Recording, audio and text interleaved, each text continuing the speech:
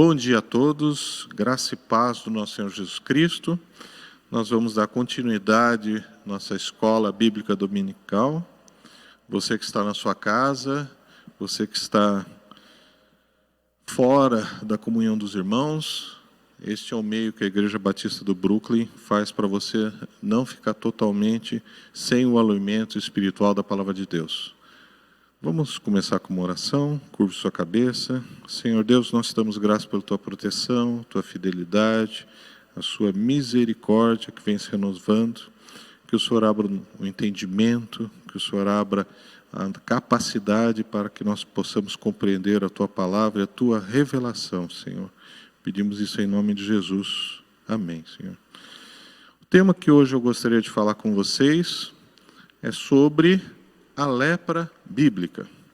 Por quê? Porque esse é um assunto que passa a ser relevante no momento que a gente vive, em que se fala de epidemia, que se fala de isolamento, distanciamento social.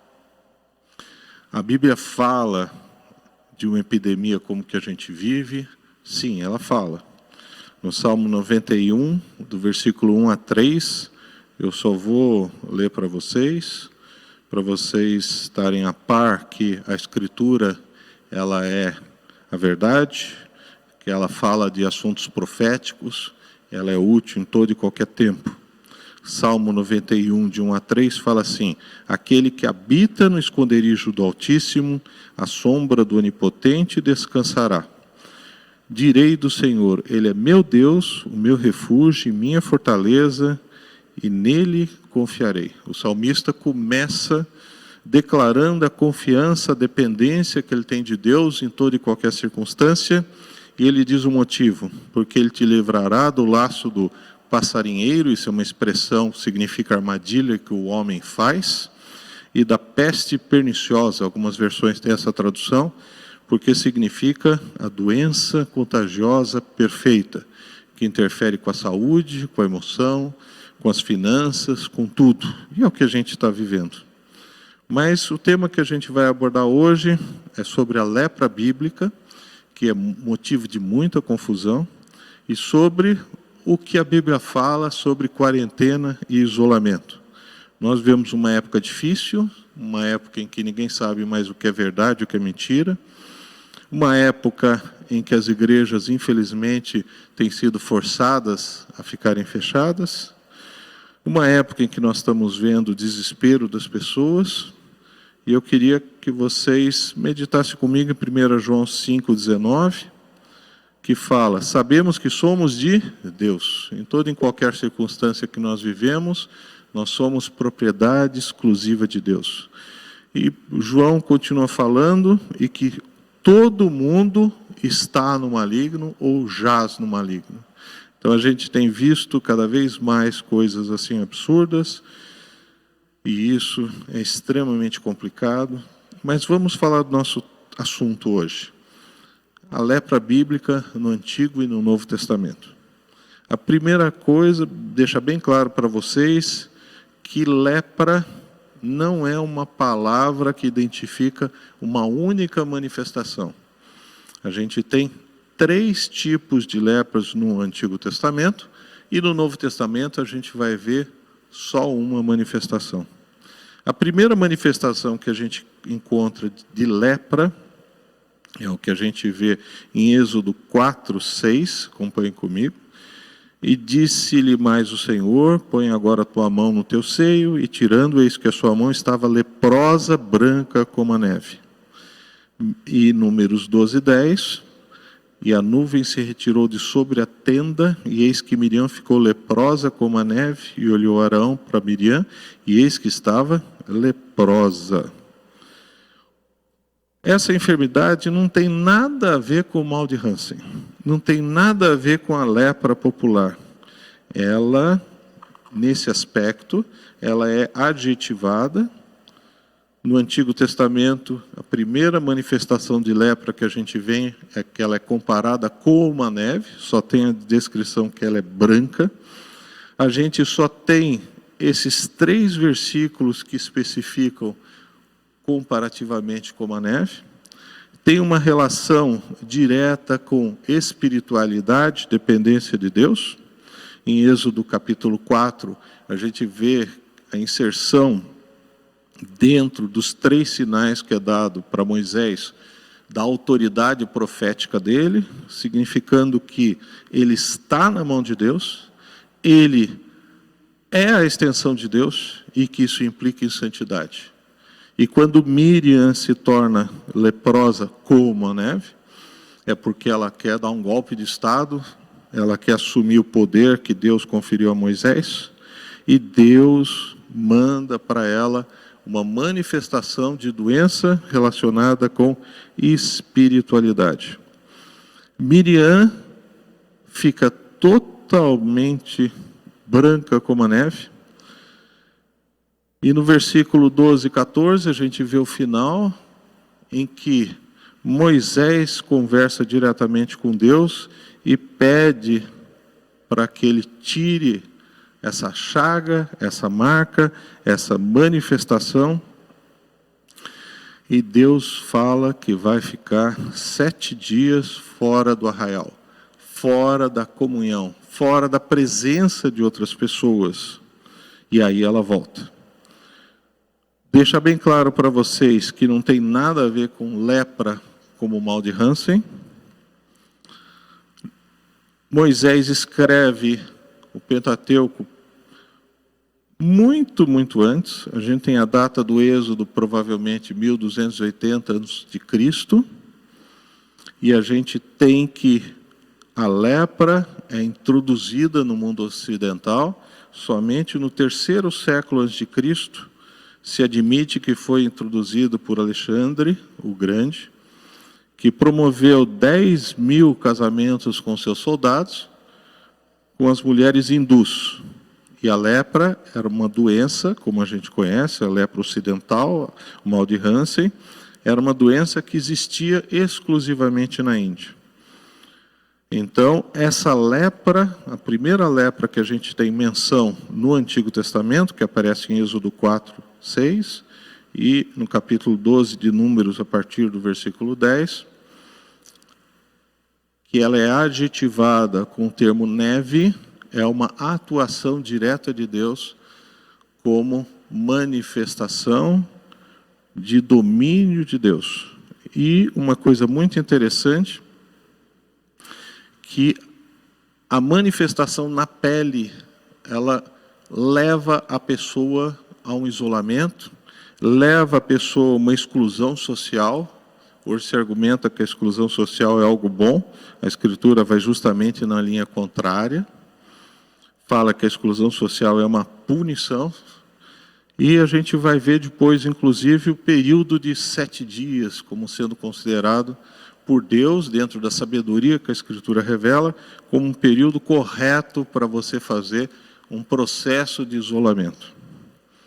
Então, a primeira manifestação, a primeira descrição de lepra, no Antigo Testamento, não tem nada a ver com medida sanitária, não tem nada a ver com doenças naturais, tem a ver com ação direta e exclusiva de Deus. A outra vez que começa a ser utilizada a palavra lepra, são 3 vezes no Antigo Testamento, é quando a gente vê em Levítico 13 e capítulo 14, que vai falar sobre lepra como doenças de pele de um modo geral e potencialmente contagiosas. Não fala somente de uma doença, fala de diversas doenças, fala de diversas manifestações e se inclui como orientação sanitária para o povo hebreu. O livro de Levítico tem instruções sobre sexualidade, em Levítico 18, e alimentares, no Levítico 11. E aqui no capítulo 13 e 14 de Levítico, a gente vai ter a descrição do que Deus considera como sabedoria para o seu povo, como cuidado, medidas realmente sanitárias e de higiene. Como eu falei para vocês, Nesse grupo que vai ser falado em Levítico 13 e 14, a gente não tem uma descrição única, mas tem diversas doenças sendo descritas em conjunto. Descreve inchaço, pústula, mancha na pele, no couro cabeludo. A lesão pode ser ulcerada, a lesão pode ser avermelhada, pode ser ter secreção ou não. O sacerdote, ele tem uma função sanitária, ele é quem avalia se existe realmente uma doença de pele. Essa doença de pele, a pessoa é colocada em quarentena com uma exclusão social por 7 dias, podendo ser renovada por mais 7 dias. E essas doenças todas descritas em Levítico 13 e Levítico 14, elas foram associadas a diversas doenças, não uma só do ponto de vista médico. Dermatite, sífilis, eczema, sarna, lúpus, líquen, foliculite, mas jamais a mal de Hansen, porque não existia mal de Hansen nessa época. E a gente vê um detalhamento grande sobre isso. Vamos só ver alguns versículos, depois você pode ler todos esses capítulos. Levítico 13, de 1 a 3. Falou mais o Senhor a Moisés e a Arão, dizendo, isso é uma tradução, procura ser literal, quando fala falou e dizendo, é retórico. E essa é uma mensagem direta que Deus dava. Então a Escritura fala que Deus falava diretamente com Moisés, não usava nenhum intermediário. Versículo 2 de Levítico 13, quando o homem tiver na pele da sua carne inchação, ou pústula, ou mancha lustrosa na pele de sua carne, como praga da lepra, então será levado a Arão, o sacerdote, ou a um dos seus filhos, os sacerdotes. E o sacerdote examinará a praga na pele da carne. Se o pelo na praga se tornou branco e a praga parecer mais profunda do que a pele da sua carne, é praga de lepra. Cuidado, isso não tem nada a ver com o mal de Hansen. O sacerdote o examinará e o declarará por imundo. E aí vem outras descrições. O princípio de pureza e o princípio de impureza ou de imundícia tinha a ver com a seleção do povo de Deus para ser um povo separado, um povo santo, um povo que espelhasse a glória e a santidade de Deus. E nesse sentido, se incluía a alimentação, se incluía as vestes, se incluía a sexualidade também. E eles viam um mundo extremamente corrupto, extremamente depravado, vamos dizer, nós estamos chegando lá, mas ainda não chegamos, que inclusive existia sacrifícios de crianças, que era sacrifício ao deus Moloque. Hoje tem um aborto, que também pode ser comparado ao infanticídio, mas ainda nós não chegamos à depravação que existia, ao politeísmo que existia na época em que Moisés está escrevendo o Pentateuco. O versículo 4 de Levítico 13 continua. Mas se a mancha na pele da sua carne for branca e não aparecer mais profunda do que a pele, e o pelo não se tornou branco, então o sacerdote encerrará o que tem a praga por 7 dias. O período de quarentena bíblico é um período de 7 dias. E uma argumentação que se coloca é que na história da humanidade, quem ficava em quarentena eram os doentes e não os saudáveis. Nós estamos tendo uma inversão. A única quarentena, da onde que vem o nome, eram dos mercadores de Veneza, que quando chegavam no porto, eles ficavam dentro do navio por 40 dias, porque não se sabia se eles traziam alguma doença ou não. Mas a gente vê que dentro da sabedoria bíblica, o período de quarentena era de 7 dias e poderia ser renovado por mais 7 dias. A ideia do 7. Não a ideia de 40 ou de 90 dias, como a gente tem visto em algumas circunstâncias atualmente. No versículo 5, ele continua, de Levítico 13. e ao 7º dia o sacerdote o examinará. A ideia do sacerdote passar a examinar, a verificar. E eis que se a praga ao seu parecer parou, e na pele não se estendeu, então o sacerdote o encerrará por outros 7 dias. E o sacerdote ao 7º dia o examinará outra vez. E eis que se a praga se recolheu, ou desapareceu, ou controlou, e na pele não se estendeu, então o sacerdote o declarará por limpo. É uma pústula, e lavará suas vestes e será limpo. A ideia que eu comentei sobre purificação. A ideia associada à santidade. E a coisa que mais aparece para o homem, normalmente, é a pele. Então, é uma relação direta entre manifestações de doenças de pele. E o versículo 8, e o sacerdote examinará, eis que se a pústula na pele se tem estendido, o sacerdote o declarará por imundo, é lepra. A ideia é que ele tem uma doença crônica e que não está se resolvendo. E para não contaminar o povo. Por isso que é chamado sobre as leis higiênicas, ou as leis sanitárias, Levítico 13, Levítico 14. Quando no homem houver praga na lepra, será levado ao sacerdote. Nessa época, o sacerdote tem um aspecto de controlar quem tem uma doença de pele, quem não tem. E o sacerdote o examinará, e eis que a inchação na pele, a qual tornou o pelo em branco, e houver carne viva na inchação. E aí ele continua e vai adiante.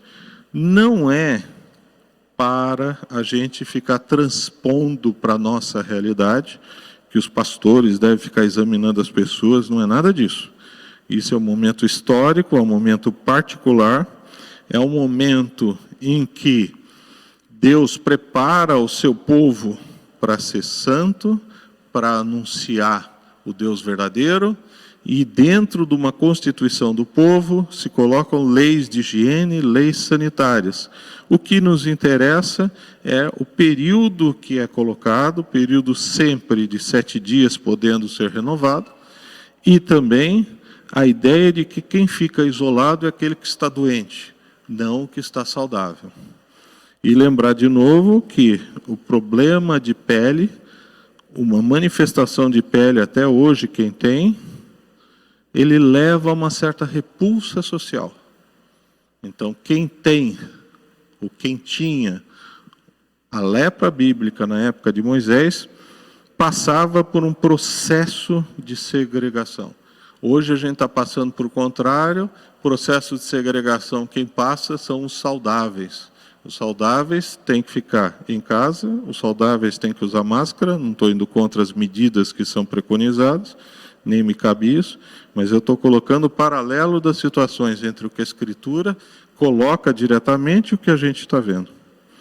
Então, a primeira lepra que a gente vê descrita no Antigo Testamento é a lepra que Moisés e Miriam têm, diretamente ação de Deus, diretamente mostrando a santidade que um profeta tem que ter, diretamente que se fizer algo contra a vontade de Deus, vai ter uma manifestação visível do pecado para outras. E a segunda manifestação da lepra bíblica no Antigo Testamento são todas as doenças de pele, mas não eram mal de Hansen ou lepra como a gente conhece hoje em dia. Alguns vão perguntar, mas por que veio esse nome lepra? Vem do latim, porque Jerônimo, quando fez uma boa tradução, no século IV da época cristã, ele pegou a Septuaginta, que é o Antigo Testamento escrito em grego para o judeu que não sabia hebraico, escrito provavelmente entre o 3º e 1º século antes da era cristã, e ele pegou essa palavra que estava lá nessa Bíblia do Antigo Testamento, que não é utilizada pelo judeu hoje em dia, e nem é reconhecida como fonte de tradução, e lá a palavra estava em grego, lepron, e ele simplesmente transliterou e pôs no latim. E aí, pelo uso, se começou a associar como a doença de pele grave como sendo lepra, Isso já foi trocado, a gente nem procura falar mais esse nome, a gente procura falar sempre mal de Hansen, que é muito mais do que uma doença de pele, mas ela pega também os nervos das pessoas. E a terceira lepra que acontece como descrição dentro do Antigo Testamento, se encontra também inserida em Levítico 14, e vai do versículo 35 ao 53, que é a chamada lepra das paredes, ou lepra das casas, que é completamente diferente. É o que a gente pode considerar como fungo hoje em dia. Então, existia uma preocupação sanitária com as doenças de pele, que não tem nada a ver com a lepra de Miriam e Moisés, e tinha uma preocupação sanitária também dentro das casas. Por isso que está em Levítico 13 e Levítico 14. Acompanhe comigo Levítico 14, 33 a 35.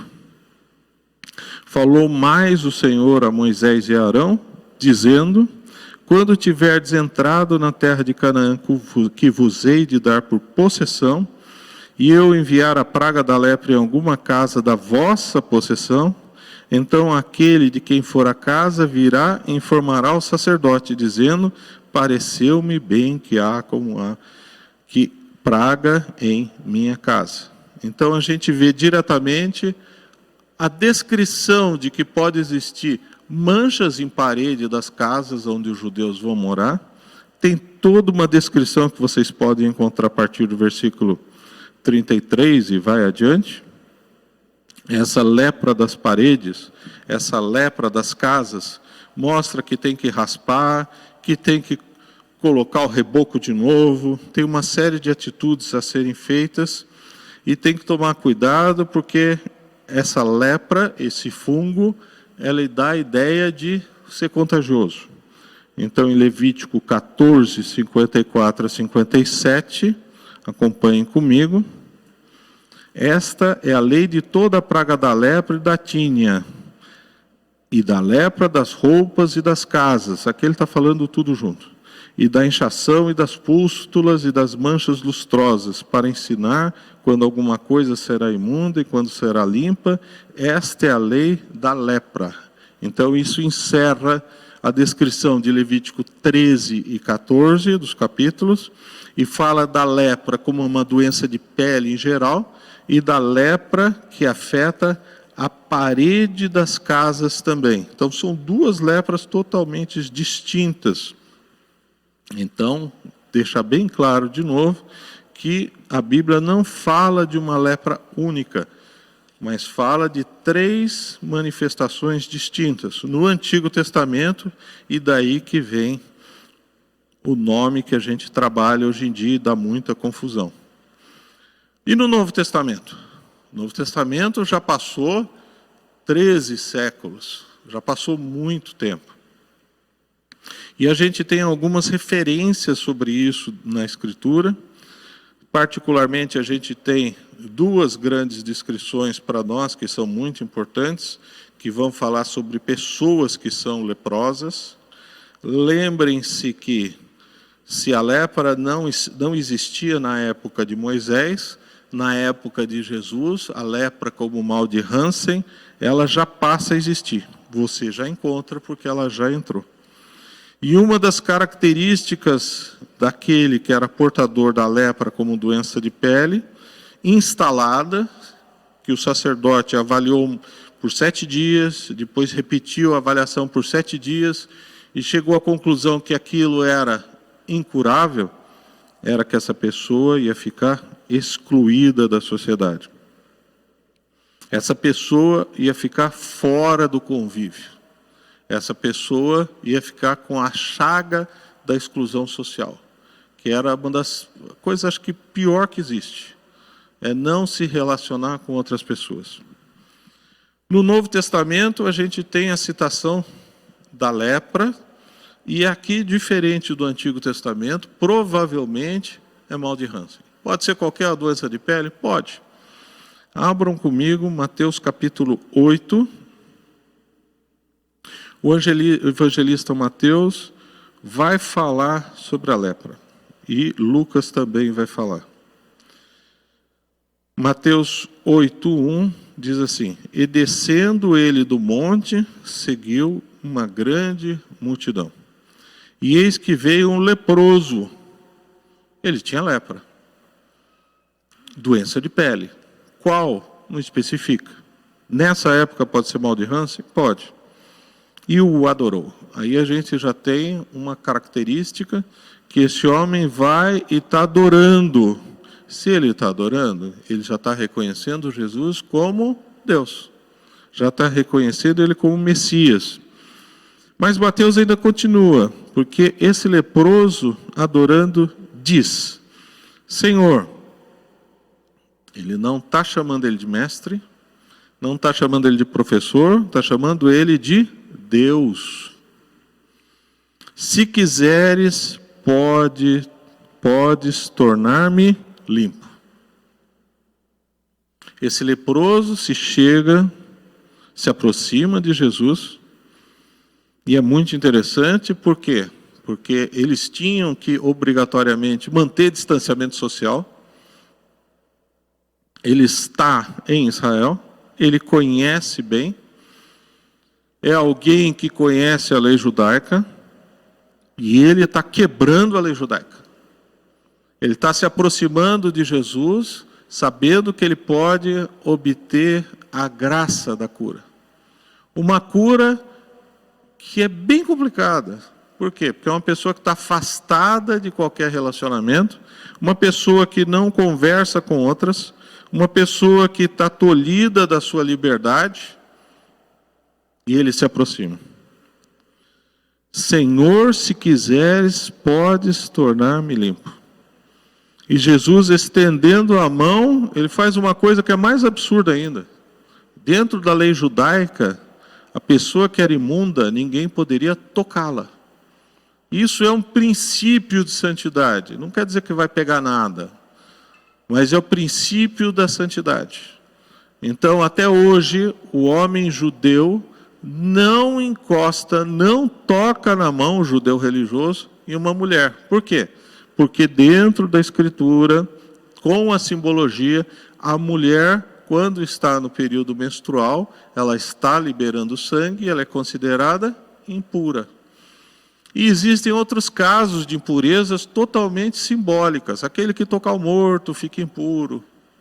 Aquele que encostar num animal morto se torna impuro. E aí vai adiante.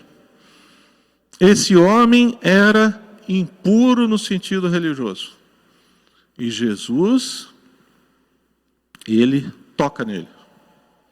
Como um ato de graça, como um ato de misericórdia. Versículo 3, dizendo, quero. Jesus quer que nós sejamos curados de tudo. Doenças físicas, doenças emocionais, problemas, restauração. Essa é a vontade de Jesus. E ele diz, ser limpo. Você vai ser limpo, isso é imperativo. Ele está ordenando. E logo ficou purificado da lepra. Essa pessoa que tinha uma doença de pele, o texto não diz qual é, o texto não tem essa preocupação, não especifica, cuidado, porque quando não especifica, não é que o evangelista esqueceu, tem um propósito até em não especificar, para não colocar que é somente uma coisa que Jesus pode purificar, e esse homem ficou totalmente purificado. E o versículo 4, disse-lhe então Jesus, olha, não o digas a alguém. O quê? Que ele foi curado pela obra de Jesus. Mas vai, mostra-te ao sacerdote. O Jesus sabia muito bem que esse leproso era judeu, que essa pessoa que estava acometida de uma doença de pele crônica, excluída da sociedade, era religioso, e ele pede, você vai ser integrado, você vai voltar ao convívio da sua família, dos seus amigos. Cumpre o que precisa ser feito. Se apresenta ao sacerdote, ele vai dar o seu certificado de saúde. E apresenta a oferta que Moisés determinou para lhe servir de testemunho. Então, lendo Levítico 13 e 14, vocês vão ver algumas orientações. A gente normalmente passa até batido quando lê aquilo. É bom ler essas leis, muitas vezes, quando a gente está sem sono, né? Que dá sono, porque a gente não entende nada. Mata uma pombinha, faz não sei o quê. Tudo aquilo lá tem importância para a época. Tanto que aqui ele não está especificando, ele só está falando, cumpra, inserido dentro de uma sociedade judaica, o que deve ser feito. Então essa é a manifestação que Mateus faz, deixou escrito pelo Espírito Santo, um leproso hebreu, um leproso judeu sendo curado. Que lepra era essa? De novo, aqui a gente não consegue saber qual é. Enquanto que a gente consegue ter uma convicção, uma certeza no Antigo Testamento que não é mal de Hansen, aqui pode ser. Mas também pode ser qualquer doença de pele. Pode ser um eczema, pode ser uma alergia, pode ser psoríase. Quem tem psoríase sabe a chatice que é isso daí, que a medicina até hoje não conseguiu curar. Quem tem eczema também não consegue curar. E tem outras tantas doenças crônicas de pele, mas Jesus curou. E a outra citação que a gente tem, como texto bíblico bem específico, é no Evangelho de Lucas, capítulo 17. É uma outra passagem, é uma outra situação. As doenças de pele eram muito comuns em Israel. No Brasil também são, mesmo o mal de Hansen é muito comum, só que hoje já se trata o mal de Hansen. Você consegue controlar, em alguns pacientes até curar. Hoje se conhece muito bem essa doença e o tratamento, até mais do que outras são bem benignas. Lucas 17:11, o evangelista, que era médico também, ele dá bem mais detalhes do que o livro de Mateus. Nós vamos ler Lucas 17, de 12 a 19. A gente pode ler a partir do 11.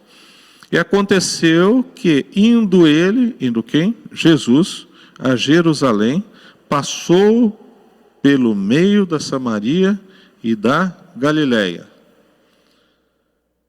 Samaria era um local que os judeus, se pudessem, davam a volta. Eles consideravam que eles eram degenerados do ponto de vista espiritual, que eles não seguiam a tradição judaica, que eles eram totalmente contrários, eles eram repugnantes do ponto de vista religioso. E a Galileia era um local que era considerado atrasado pelo judeu, do ponto de vista cultural, do ponto de vista... Existia um grande racismo entre os próprios judeus. A Samaria não era considerada propriamente judaica, era uma região estranha para os judeus, entre aspas, mas a Galileia era tipicamente judaica. Mas eles consideravam como incultos, como que não sabiam nada, eles falavam diferente. Então vocês veem que a ideia de segregacionismo não é uma coisa nova. Já existia na época de Jesus, e antes até. E aconteceu que, indo ele a Jerusalém, passou pelo meio de Samaria e da Galiléia. Versículo 11. Lembrar que Israel é pequenininho. Israel é menor que o estado de Sergipe, que é o menor estado do Brasil. E entrando numa certa aldeia, saíram-lhe ao encontro 10 homens leprosos, os quais pararam de longe. Olha só. Por que eles pararam de longe? Porque eles sabiam que eles eram imundos. Totalmente diferente do que a gente viu em Mateus 8, que aquele leproso ele tem a ousadia de chegar para Jesus e falar: eu te reconheço como Deus, reconheço como Messias, reconheço como Filho de Deus. Eu tenho a salvação, mas eu quero algo a mais. Eu quero ser curado. Esses 10 não. Esses 10 estão numa aldeia. As aldeias eram pequenas, se tinha 10 leprosos lá, provavelmente é uma aldeia de leprosos, de pessoas que tinham doenças de pele, que estavam excluídos da sociedade, que não tinham comunhão com as suas famílias, ficavam lá. Saíram ao encontro 10 homens leprosos, os quais pararam de longe, ou ao longe, a uma certa distância. Fizeram um distanciamento social. A gente ia falar que esses leprosos são politicamente corretos, né? E levantaram a voz dizendo: Jesus, mestre, tem misericórdia de nós. A diferença desses 10 é que eles estão chamando Jesus de mestre. Enquanto que o outro reconheceu como Deus, eles estão reconhecendo Jesus como mestre. Mestre na quê? Mestre na lei. Jesus era reconhecido como mestre até pelos seus inimigos. Os fariseus sabiam que ele era um profundo conhecedor das Escrituras. Tanto que eles ficavam fazendo perguntas e pegadinhas para ele, e a Bíblia deixa bem claro que ele se saía de todas. Então, reconhecer Jesus como mestre, todo mundo reconhecia. Mestre, aquele que ensina e que vive. Tem misericórdia de nós. 14, e ele, vendo-os, disse-lhes: ide e mostrai-vos aos sacerdotes. E aconteceu que indo ficaram limpos. Jesus tem uma outra conduta completamente diferente.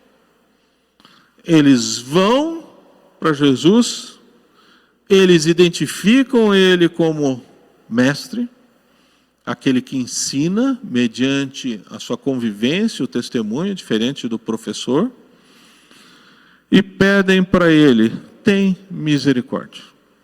Eles já sabiam do poder profético de Jesus. Jesus realizava milagres, Jesus realizava curas, mas esses 10 não o procuram como Deus, não o procuram como Salvador, estão procurando como um profeta do Deus Altíssimo, como muitas pessoas procuram um pastor numa igreja, sabendo que ele tem revelações de Deus, mas muitas vezes não estão nem interessadas em Deus. Querem ouvir uma palavra de sabedoria, muitas vezes buscam cura, muitas vezes buscam orientação, muitas vezes vão fazer aconselhamento, mas não estão reconhecendo Jesus como Senhor e Salvador. Lucas deixa bem claro, Lucas é muito detalhista. Mas Jesus chama ele para uma prova de fé. Qual que é a prova de fé dele? Vai para o sacerdote. Eles não são curados de imediato.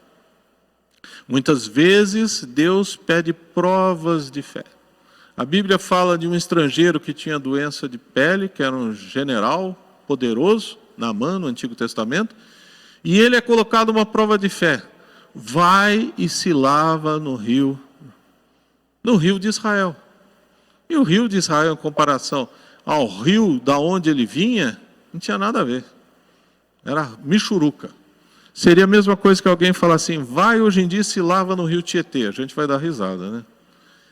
Mas muitas vezes Deus pede um ato de fé. E esses 10 leprosos, mesmo não reconhecendo Jesus como Senhor, como Salvador, eles têm um ato de fé. Eles têm um ato e vão. E o que acontece no caminho? Eles ficaram limpos. Eles foram curados da doença de pele deles. E aí o versículo 15 fala para a gente o quê? E um deles, vendo que estava são, quantos foram curados? 10. Voltou glorificando a Deus com alta voz, em alta voz. 16. E caiu aos seus pés com o rosto em terra e dando-lhe graças. E aí Lucas chama a atenção. E este homem era samaritano. Os outros 9 foram para os sacerdotes. Esse 10º, o que ele fez? Ele voltou para Jesus e reconhece Jesus como Salvador. Ele reconhece o poder de Jesus. Ele volta para glorificar. E 17, respondendo Jesus: não foram 10 os limpos? É lógico que Jesus sabe. E onde estão os 9? Não houve quem voltasse para dar glória a Deus, senão a este estrangeiro, porque o samaritano não era considerado judeu, era considerado meia boca, era considerado estrangeiro, era considerado goi, como eles falam. E o versículo 19, a gente tem o testemunho de Jesus: levanta-te e vai, a tua fé te salvou. Ele não fala te curou. Os outros 9 foram curados. Esse 10º foi salvo. Então, essas duas passagens que a gente tem sobre a lepra no Novo Testamento mostram situações diferentes, mostram Jesus intervindo, tirando a pessoa de um processo de exclusão social, porque agora a moda é a exclusão social. Deus opera em toda e qualquer circunstância. Deus agiu com misericórdia, limpando esses 11 pessoas. 2 pessoas foram salvas. Nós estamos vivendo um momento de exclusão social. E hoje acredito que você que está andando na rua com uma máscara se sente em maior ou menor grau como se fosse um leproso. Porque as pessoas te olham desconfiadas. Vai me passar a doença? Esse é o momento de medo, é o momento de insegurança, é o momento em que a gente vive falar, fique em casa, não se relacione, você vai ter o novo normal. A nova igreja vai ser aquela igreja da internet. Tudo isso é falso, é contra a vontade de Deus. João capítulo 10, versículo 10, e a gente concluindo. O ladrão não vem senão a roubar, a matar e a destruir. Quem é o ladrão? É o inimigo, é o diabo. Você pode estar certo com essa situação toda que a gente vive, de igrejas fechadas, de pessoas não podendo se abraçar, de pessoas não podendo conversar cara na cara, das pessoas conversando com máscaras, das pessoas ficam andando dentro do carro com máscara, não sei que tem medo de quê. A gente está vivendo um grande pânico. O ladrão não vem senão a roubar, a matar e a destruir. Eu vim para que tenham vida e a tenham com abundância. 2 Timóteo 1,7, Paulo fala, porque Deus não nos deu um espírito de temor, mas de fortaleza e de amor e de moderação. Nós vivemos um momento de crise? Sim, vivemos um momento de epidemia, nós vivemos um momento em que as pessoas estão ficando doentes, nós estamos vivendo um momento de terror, em que o dom mais precioso do ponto de vista humano é a liberdade, está sendo tolhida. Não estou falando para ninguém virar contra o que está sendo feito, só estou constatando o que acontece. Nós temos a previsão da peste perfeita que eu falei para vocês, de Salmo 91:3, e junto com essa peste perfeita, vem as pessoas que armam armadilhas para nós. E eu queria deixar claro para vocês o seguinte, 1 Tessalonicenses 4:13, Paulo dá uma palavra de esperança. Não quero, porém, irmãos, que sejam ignorantes acerca dos que dormem. Cristão morre? Morre. Nós vamos morrer um dia? Vamos. Nós sentimos a perda de irmãos queridos? Nós sofremos quando alguns irmãos estão na UTI? Mas nós estamos vendo milagres. Nós estamos vendo milagres dentro da nossa própria igreja, pela ação da oração, pela intervenção de Deus, pela misericórdia de Jesus, como os leprosos clamaram. Existem famílias, existem irmãos que estão clamando e estão conseguindo restauração física, cura, mas mesmo aqueles que morrem em Jesus, aqueles que aceitaram Jesus como Senhor e Salvador, têm uma certeza: a salvação e têm a esperança. Não quero, porém, irmãos, que sejais ignorantes acerca dos que já dormem. Paulo está falando dos que morreram. Para que não vos entristeçais como os demais que não têm esperança. Nós devemos tomar os cuidados, nós devemos não ser contra as autoridades, mas nós devemos orar, nós devemos nos humilhar e nós não podemos perder a esperança em nenhuma circunstância. Que Deus abençoe todos vocês e guarde tanto a saúde física, saúde mental e a fé dos que estão agora em casa no meio dessa epidemia. Em nome de Jesus. Amém.